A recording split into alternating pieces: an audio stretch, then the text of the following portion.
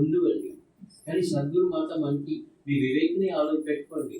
మీరు ఆలోచించుకోవాలి, ఏది చేసినా ఆలోచించి చేయండి.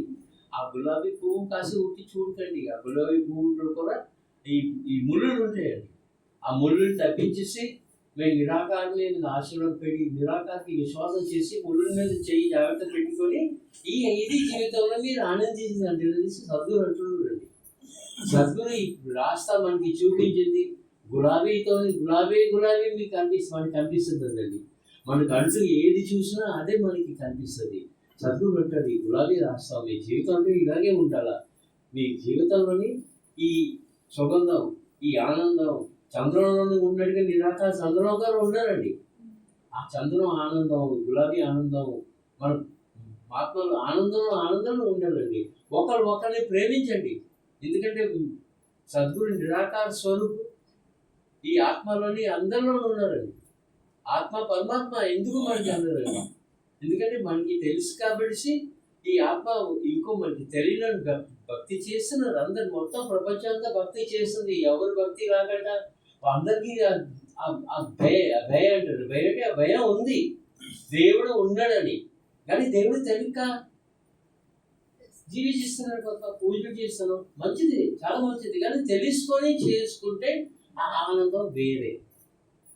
సద్గురు మనకి ఎప్పుడు చెప్పిన శిక్షలు అలాగే ఒక్కొక్కటి ఇస్తున్నట్టు కానీ. కానీ మేమే అంటారు కానీ హిందీలో కదంపే పూరిగా ఒక్కొక్క అడుగులోని మనం వినింది మర్చిపోతున్నాం.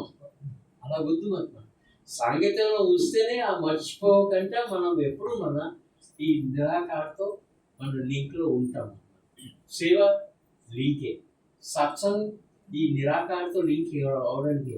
సిమరన్ మనకి ఎలా తెలుసు, ఎక్కడ ఉన్నా ఏది చేసినా నిద్రపడినా లేచినా సిమరన్ చేస్తున్నాడండి.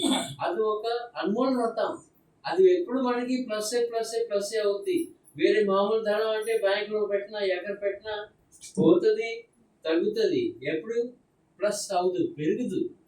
అది తెలిసిన విషయాలు. ఎందుకు సత్సంగంలో మళ్ళా చెప్తామండి. సద్గురు మనకి ఆశీర్వదించారు కాబట్టి ఇది మళ్ళా మనకే మనలోనే ఆలోచించి మనం ఎవరు ఎలాగ ఉన్నాం, మనం ఎలా జీవిస్తానో ఉట్టి విన్ని కూడుకుంటున్నామా లేదు విన్ని మనం గ్రహించి మన కర్మలోని పెట్టేసుకొని మనకి దారి చూపించిన దారిలోని నడుస్తున్నాం.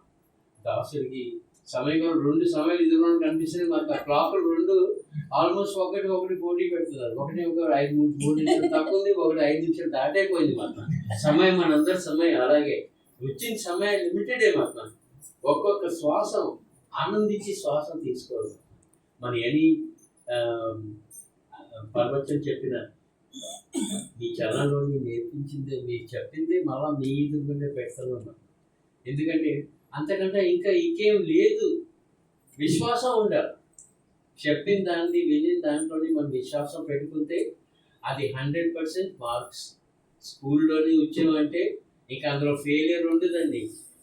తప్పకుండా 100% చదువుకొని వెళ్ళేవనుకోండి క్లాస్కి ఎగ్జామ్కి తప్పకుండా పాస్ అయిపోతాం. సగం చదువుకొని వెళ్ళామంటే భయం ఉంటుంది, నేను మొత్తం ప్రిపేర్ కాలేదు